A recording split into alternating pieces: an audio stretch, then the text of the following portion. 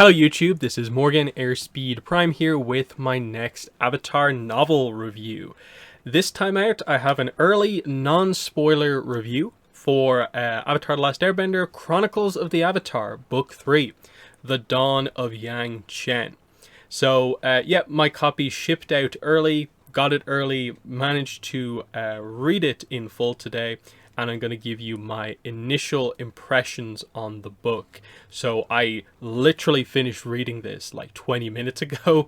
I skimmed back through a few little bits just to get some plot connections from earlier on in the book, but I definitely need to immediately go into a reread just to fully understand every single aspect of the plot and pick out little bits and pieces. So non-spoiler review will be this video. I'll do a spoiler review where I'll go just full open on everything tomorrow, and from there we will start chapter analysis videos going through the book chapter by chapter, discussing everything in this book. So for anyone who's maybe unaware, it's just kind of like, oh, new book, what's going on here?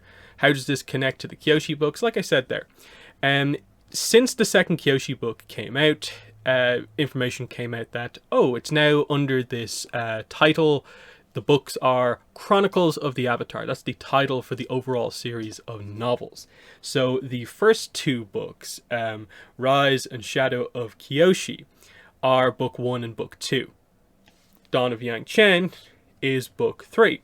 There was a recent interview with FCE that I think just went up yesterday, where he confirmed book 4 is basically the second Yangchen book. So it seems like for now we are doing 2 books on each avatar, and likely from there we'll go into a different avatar like Roku perhaps, or someone like that.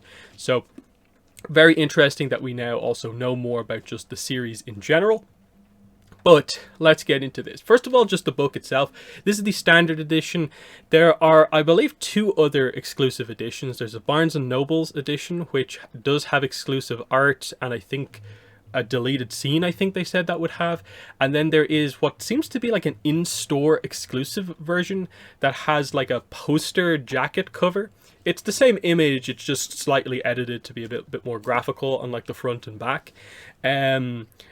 This one, though, interestingly, they have finally kind of realized, I suppose, how a little bit unfair it is that the standard editions don't have much to them. Right at the back of the book, you do get one piece of art. So you can see on this piece of art, it is Yangchen with Kavik, who is the kind of other kind of main character of the book, and they're on Yangchen's bison, Nujian. So that's pretty cool. We get the name of the bison in this book. So just nice little piece of art there. And I'm assuming the Barnes & Noble stuff, when it comes out, will probably be just a solo shot of Kavik, solo shot of Yangchen, and we'll see what they do from there. So we've all, I think, seen the excerpt for this book. We know what the description says about it. How does the actual book sort of match up to that? My overall thoughts on the book are that, like, I really enjoyed it. Like, I read it in effectively, 2 sittings. Like, I read half the book, had my lunch, came back, read the second half in just 2 full big sittings. It was a real page turner because, at least for me, big mystery throughout this book. Now, I'll straight away say that what the mystery is basically what is the weapon that the Shang merchants want to use. So this was obviously set up from the description for the book. It's not like, oh, they're using a weapon to try and sort of like remove themselves from the influence of the Earth King. So it's kind of like, well, what's going on in this town? What is this weapon? What could it possibly be that could make one town like separate from the power of like the Earth King and Ba Sing Se? And it's so interesting the way they do it. Like, you are really, like, every time they talk in vagaries about this weapon, you're like, please just explain to me what it is. Please explain to me what it is. Because they name the weapon. They give you a name for it. One word. very early on in the book, and that word just gets brought up like over and over and over again throughout the book, and you're like, please someone just say what it is, and they're teasing that like, oh, it's on this ship, oh, it's in this box, and it just builds up to, and then the actual reveal is so clever, so well done, and it's like, yes, that is absolutely incredible, because it makes it a really strong reveal, but it also, there's so much plot related to that reveal, and that I think is so interesting that they just nailed it, because a lot of the times when you do a plot dynamic where it revolves around, we're gonna wait for like the entire book to reveal something we've been teasing with the whole time. Sometimes the payoff can be a bit weak. I don't feel it is. I think it works really well in this book. So on that front, they got it right. On maybe slightly the other side of things, the other thing from the description straight away at the start is that plagued by voices of avatars before her for as long as she could remember, and then from the excerpt we see that it's very much the case of like, she seems to just become possessed at times by past avatars, that she almost can't turn that connection off. How is that explored over the course of the book? And this is where I was kind of like waiting for a lot of the book for like, okay, are we going to address this? And it gets brought up. It's discussed. It is a part of the book to like a certain degree, but not in perhaps the way that you would think. It's really in a way surprising how more subtle in a way that the utilization of that actually is. And I can see maybe some people perhaps being a little bit disappointed in that it maybe felt from like say the excerpt that, oh, this is going to open up the pathway to like, this book is going to reveal like 5, 6 or something like that past avatars that we've never heard about before. We're going to get the exploration of a lot of past avatars. The unfortunate thing is that we really don't. So Avatar Gun, who's mentioned in the excerpt, is about the only like new reveal on past avatars that there really is. Otherwise, there's a few little bits and pieces about Zito, because he was the avatar before Yangchen, that gets brought up, and they don't try and, I suppose, in a way overly confuse you, bombard you with information about past avatars, which, given the setup with Yangchen, it's kind of like, it's almost surprising that the book was written in full and there's not really any of that there. And it's more of just the impact that it kind of has on Yangchen, that she's had this for her entire life, but you don't really see a lot of it in the day-to-day of her being in the book. There's a few allusions to things that I think are interesting, and that's why I'm very interested to go through the chapter analysis videos to really pick out some of those kind of pieces where they talk about the effects it has. One thing I'll definitely say though with this book is that way more so than Rise of Kyoshi into Shadow of Kyoshi, this book feels like it is a part 1, and the next book, whatever it's going to be called, is a part 2. I think it's a very different sort of like sequel scenario here, where in that case it was a relatively sort of self-contained book, and then the Yoon reveal right at the end that he's still alive, plus the Karuk stuff, they kind of introduce elements right at the end that are the setup for the next book. Whereas here it's more of just, no, the next book is just going to be pretty much a straight up continuation. There's resolution of the incident here to a certain extent, but the ramifications of this are going to stem into the next book. And I think that more or less applies to most of the dynamics in this book, like characters and so on. So in that sense, like, it's kind of interesting because the Kyoshi books are a little bit more sort of individually standalone, whereas I think this feels very much like part 1, part 2. So that creates a little bit of a different scenario where Rise of Kyoshi on its own does feel somewhat complete as a book, whereas you're left very much like, ooh, I wish there was more on this, or like, I can't wait for the second book to come back and explore this, or this character to be featured more. That's kind of the dynamic I had coming out of this, which was interesting.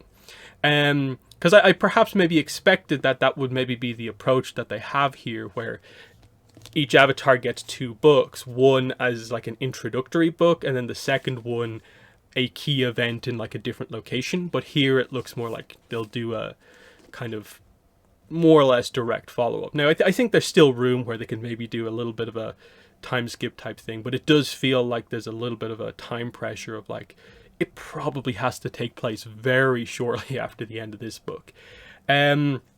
Characters, I suppose. Yangchen herself is interesting because this is something I was very interested about in terms of speculating about this book, is that the standout thing from the Kyoshi novels was that Kyoshi, who was already popular because she was a little bit of a different character based on what we knew, just was double, triple down on as she is such an incredible character. Getting the more emotional side of, I suppose, who she is, what her journey as the Avatar is, just solidified the role that she almost already had, but now there's depth to that.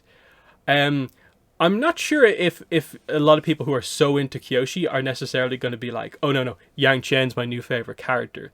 It's definitely a case of, I think a lot of the most interesting avatars are in a way the ones who have the less ordinary path as the Avatar. So Aang as the reluctant Avatar, in Ice, the whole different era dynamic as you start ATLA is very interesting. Korra as the Avatar who always wanted to be the Avatar but was almost held back from learning what she needs to know to be an effective Avatar in this kind of vastly changing world was a very interesting dynamic. Whereas, like, say, Roku's backstory of, like, he seems to have had the most, like, by the numbers Avatar kind of journey. And then it's this issue with Sozin. They've added a little bit more onto it with the RPG, but for the most part, it's kind of like, you can see the difference of like, oh, look at that origin story compared to this origin story. Yangchen, they kind of go for something slightly more in the middle, but leaning maybe a little bit more towards Roku, where for the most part, things go well. And the complexities are what you get from that excerpt of the fact that she has this sort of Avatar haunting aspect to her. She can't really turn off the connections. It just happens and it's something she has to deal with for her whole life. Otherwise, she actually has a strong connection to things as the Avatar. Now, what I will say is that the excerpt included the prologue and chapter 1. I can confirm that chapter 1 is the full chapter 1, but they come back to that moment at the end of chapter 1 again. And in a very interesting way that I actually kind of predicted, I think, in one of my speculation videos, which is very, very interesting in my mind. And again, this is a case where, again, there's the sense of like, there's stuff that this book covers, and then there'll be stuff that will be more covered in part 2, the book 4, whatever way you want to call it. Hopefully we get a name on that soon, so we know what exactly the situation is. Light of Yangchen or something like that, who knows? Just guessing. So that stuff is interesting because, like, it sort of informs the character when you meet her at the sort of 17-ish years old that she is for most of the book in sort of like the present day. And we find out that, yeah, she is kind of more of your typical Avatar. She is fully realized because it's set after the Rift, of course, as we know from speculation, we've discussed it. The events of the Rift comic have already happened, and we know she can use the Avatar state. She's a master of all 4 elements. She's just somewhat new to fully being in that role. But she has the full experience, effectively, of the training of how to be a diplomat, how to speak to world leaders. This is not exactly like the Korra situation, and it's nowhere near the Kyoshi situation of, like, she can handle herself, but the inexperience does come into play to a certain degree.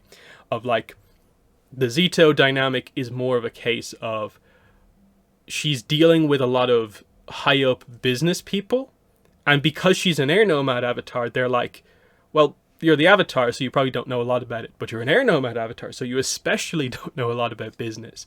So they almost feel like she's the exact opposite of Zito. And so in this era that is more defined by there being these merchants who are kind of like pseudo world leaders themselves, that's where, like, she's struggling to get through to people. And you can see that, like, she's trying as hard as she possibly can to be the Avatar in every single facet that is there for the Avatar to be, of interacting with the world leaders, doing stuff in terms of trying to calm down the spirits. And you get some nice references to the stuff that comes into play in the Kyoshi books with like Karuk and the Yangchen Karuk stuff from that book. You actually sort of see a little bit of that as it sort of happens in a way. It's actually basically said at the back of the book. You can see here, the phoenix eels. You can see it there. So we know about them if you've read the previous book. And obviously like the Sawan clan gets mentioned there on the back. So you can sort of see that like there's a lot of connection here because FCE wrote the previous two books and he also wrote this one as well. So Yang Chen, definitely trying, and it's a very different case of like say Kyoshi, who would try and just fail in a way because she is not good at the political side of things, and so she in a way embraced the sort of aura legacy of a character that was coming into play, and becomes the sort of character that we know of, the sort of no nonsense character. But Yang Chen kind of wants to be the well respected Avatar, and so you see her struggling with like, wait, what way do I handle this? And they play a little bit on the idea of sort of, because as well she's an air nomad Avatar, there's almost an expectation where like she, even more than the other avatars, should never resort to anything in any way underhanded. But a lot of this book is ultimately about her needing people to effectively act as informants and spies for her. The RPG tells us a little bit about this. If you read that book, you get the idea that, say, Talkukak, who's Roku's waterbending master, effectively acts as a spy for Roku. And we see that that's sort of similar to the situation that happens here in this book, of like, that's effectively who Kavik is. Now, we see them meet in this book. That is part of this. They only meet for the first time in this book. It's not a previously established dynamic here. Very fun dynamic with these two throughout the book. Some serious, some emotional moments. But just to go into a little bit of detail here, effectively what happens here is that she meets him because he is in Bin-Er. He is effectively living in Bin-Er. And he does these sort of like odd jobs for people, effectively acting as a spy, informant, thief. And someone has hired him to perform this robbery, effectively. It's to go into this place where someone is staying, check what documents they have, and steal something important, memorize what you can, get out, and give something to me. And it turns out, big sort of reveal very early on in the book, is that Kavik literally steals a letter, and Yang Chen walks into the room. It's sort of revealed that he has been hired to steal something from Yang Chen. And so it's this very fun dynamic where you see sort of the confidence of Yang Chen. Like there's a waterbender in her room trying to steal from her. And she literally just sort of calls out to her guards and just sort of stands there. And she effectively lets Kavik sort of use her as a shield with the other guards, and just really casually like handles the situation. Kind of half lets him get away, and eventually sort of like follows him and stuff like that, and they come into contact because she's sort of impressed with his skills. That I was actually like impressed that like you managed to get out of that situation if it wasn't for me. And she basically follows him home and is like, I would like to offer you the role to basically become my companion. That's what she says sort of publicly, but to him she makes it a little bit more blunt, that like, I effectively want you to work as like a spy for me, because I know you were hired to do something sort of in a way underhanded by stealing from me. That's kind of the work that I want from you. And this is where the plot of the book comes in. Again, I don't want to go into this too much, but I think it's important to have some sense for what the actual plot is. Because yes, the description of the book talks about the whole idea of Yang Chen travels to Bin-Er on political business. The chance encounter with informant Kavik leads to a wary partnership. It's ruled over by corrupt Chang merchants who have become resentful of the mercurial Earth King and his whims. To extract themselves from his influence, they've got the weapon and stuff like that, and they've got plans in place. So the important, I suppose, context for this is that, okay, where is Bin Ur? I don't think this is too much of a spoiler. Bin Ur, they say, is a northern Earth Kingdom, because we find out that it is a Earth Kingdom city that actually has a water tribe section.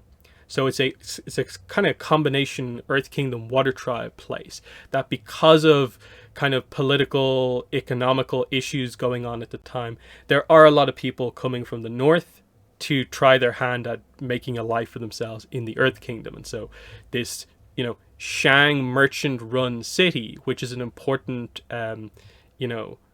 infrastructure kind of area in terms of the transport of goods, obviously because there's a connection to like Northern Air Temples nearby, Northern Water Tribe, and connection to other Northern Earth Kingdom cities.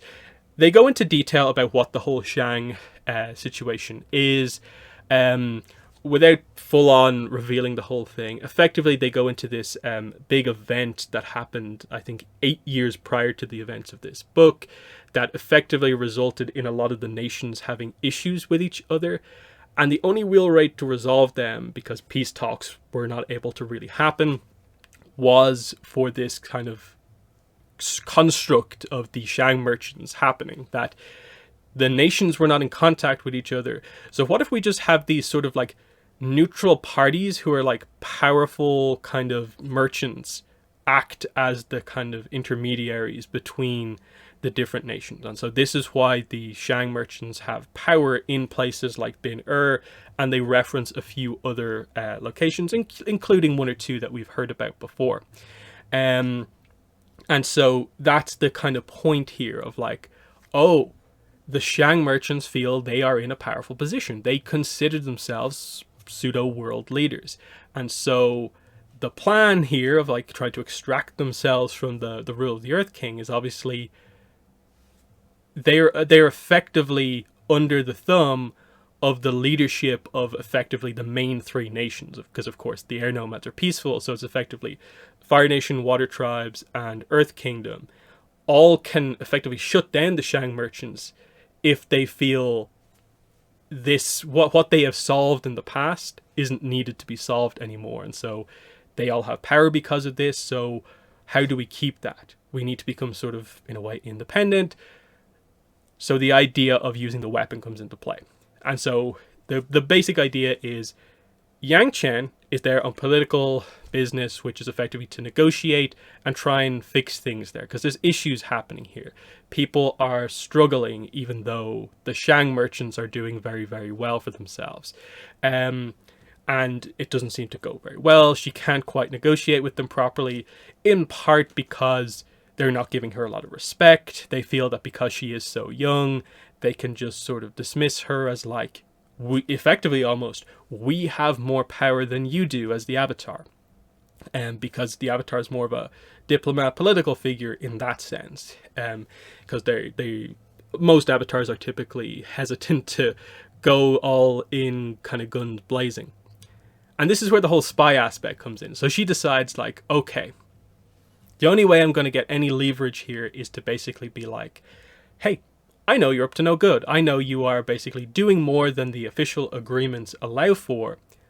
What if the Earth Kingdom was to know? What if the Earth King was to know about this? And they get across the idea that the Earth King, the current Earth King, he is hugely responsible for this situation even happening in the first place. So hugely powerful in terms of this whole Shang merchant thing even being in place. So if anyone could shut it down, it is him. So that's why they are sort of fearful, especially of the Earth King. And Yang Chen's just like, next time I go to speak to him, I could just do this. So how about we actually negotiate? And they're kind of like, fine, we'll have to consider this. But she walks away because they're not ready to talk more just yet. She spies on what happens and she hears about the weapon. And this is effectively where the plot goes. That's as much as I'll kind of go into in terms of the actual details of the plot in this. That's all I think within the first like maybe 50-ish pages, give or take. That's the setup of, so she overhears them talking about this.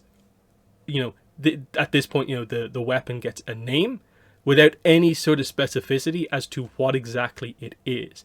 But she's aware that they're planning to do something more dangerous that will separate themselves. And so this is what sets the whole plot into motion, and why she really, really wants Kavik on her side, because, you know, she's an air nomad. She's got the arrow tattoos and, you know, a partially shaved head.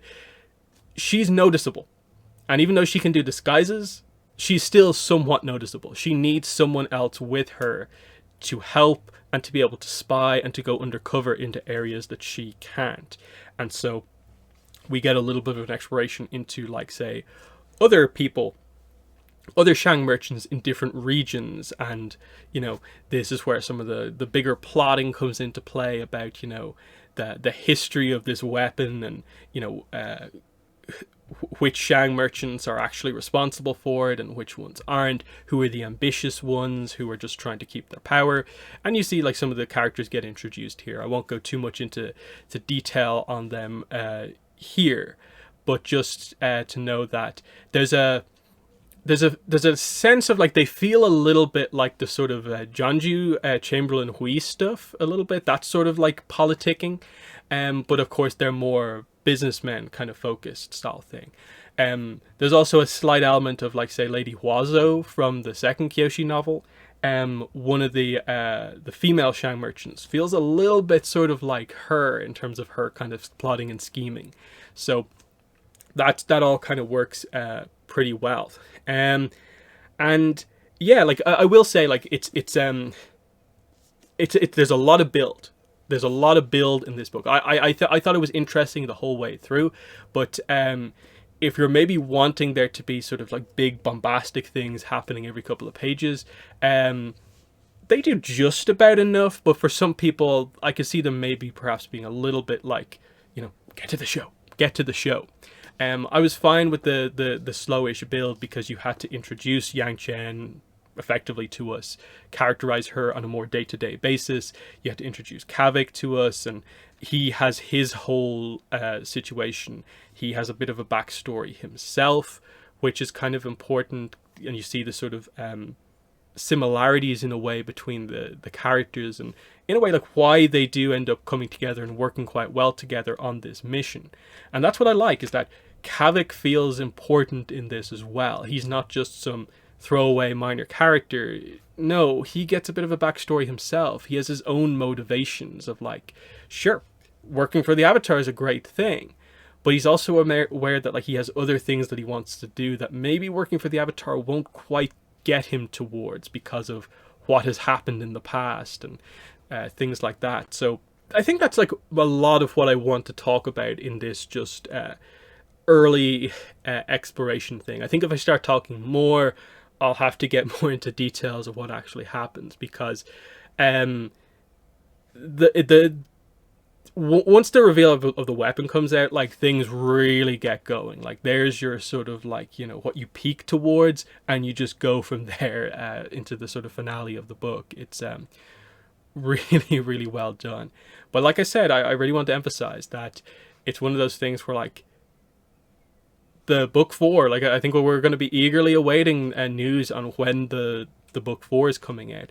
I'm hopeful it's going to be very similar to the Kyoshi situation, where basically a year from now we will have that 4th book, and that it won't be, say, another, like, 2 years or, like, maybe even year and a half. Hopefully not. I hope it can come out straight away, because it does feel like we need that as a companion to this. So that's where I'll leave it for now. But like I said, I'll do a spoiler review tomorrow where I'll talk more openly about it. You know, I'll go in depth on what the weapon is and stuff like that, more into the character arcs. I think even if I wanted to right now, I don't think I could, like, talk competently enough about the full details of the book right now. I definitely need to reread some of this stuff to get the full details correct. So that's why I'm being a bit more general here as well.